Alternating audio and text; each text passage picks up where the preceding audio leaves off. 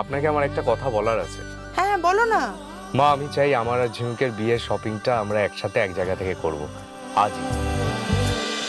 আচ্ছা শুনুন না, আপনি একটু ভালো করে সবটা দেখে নেবেন, আর দরকার পড়লে একবারটি ওদের বাবাকে একটু জিজ্ঞেস করে নেবেন। ঠিক আছে। এক মিনিট দেখি, আমি একটু ভালো করে চোখ বুলিনি দেখি। মা, এটা কি হয়েছে? কি হয়েছে? না না, আমি তো এই বাড়ির বড় মেয়ে, তাই তো? হ্যাঁ তাই তো। তাহলে এখানে আমার আর মনীষের নামের আগে সমর, শান্তনু, বিনা, প্রীতির নাম দিয়েছো কেন? এটা কিন্তু ঠিক নয় মা। মনীষ এ বাড়ির বড় জামাই, ওর চোখে যদি এটা পড়ে ও কি ভাববে বলো তো? আর বাবা, পাড়া প্রতিবেশীরা কি বলবে তখন? না, আমি এক্ষুনি বাবাকে একটা ফোন করবো। এই এই রাজু, এই আমার লাঠিখান দিয়ে দেখি। ঠাম্মি, এই অঞ্জু, এইটাই হইল নিয়ম। বিয়ার কার্ডে আগে বাড়ির পোলার বউয়ের নাম, পরে মাইয়া জামাইয়ের নাম যায়। কি বৌমা, তাই তো? আচ্ছা আচ্ছা আচ্ছা আচ্ছা মা, রাগ করবেন না। বলছি শুনুন না, ওই অঞ্জু আর মনীষের নামটাই আগে দিয়ে দেবেন।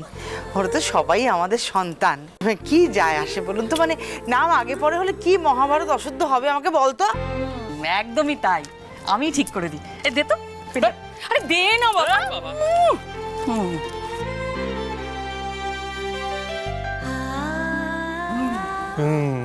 সারাক্ষণ শুধু রঙ্গ আর তামাশা। তামাশা আর রঙ্গ। এ কি বললি রে? চালিয়ে যা।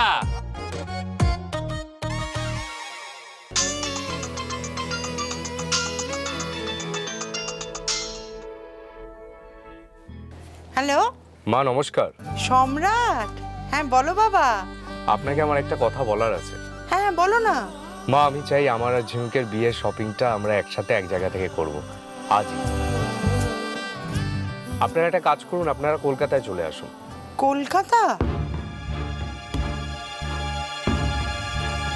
কিন্তু মা ডোন্ট ওয়ারি, এখানে জিনিসপত্র দোকানের অপশন অনেক বেশি।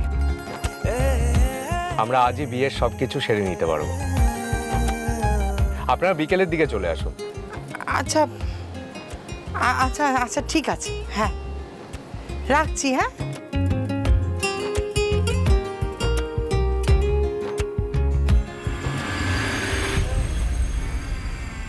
কে ফোন করছিল বৌমা?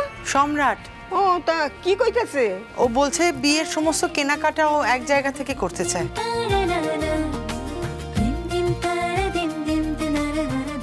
কলকাতায় গিয়ে আজ বিকেলে।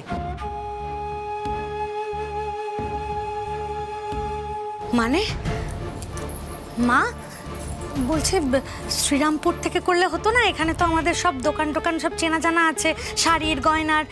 কিন্তু কলকাতায় তো সব দামি দামি জায়গা, দামি দামি জিনিস, মানে ব্র্যান্ডেড সব। আরে ভালো তো, ব্র্যান্ডেড আর দামি মানেই তো ভালো জিনিসপত্র। হ্যাঁ সে ঠিক আছে দিদিভাই, কিন্তু কেন গৌরী শেঠ? ইয়ে মানে শ্রীনিবাস গুহ আছে না?